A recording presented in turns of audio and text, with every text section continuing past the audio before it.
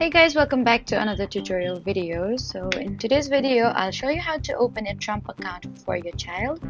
So if you're trying to enroll an eligible child and aren't sure where to start, then just follow along. First, download the Trump Accounts app from the App Store or visit the official Trump Accounts website. Then create an account or sign in if you already have one account. Next, choose the option to add or register an eligible child. Then you'll be asked to provide your child's information along with your own details as the parent or legal guardian.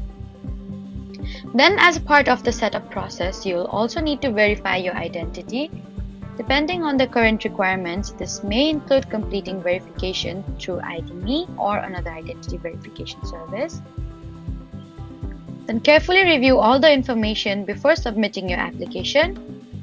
If additional documents are requested, upload them through the app or website and wait for verification process to be completed. And once everything has been approved, you'll be able to access and manage your child's Trump account through your dashboard. And if your application is delayed, check your email for any request for additional information. So that was how to open a Trump account for your child. Please don't forget to like, comment, and subscribe for more helpful tutorials. Thank you for watching.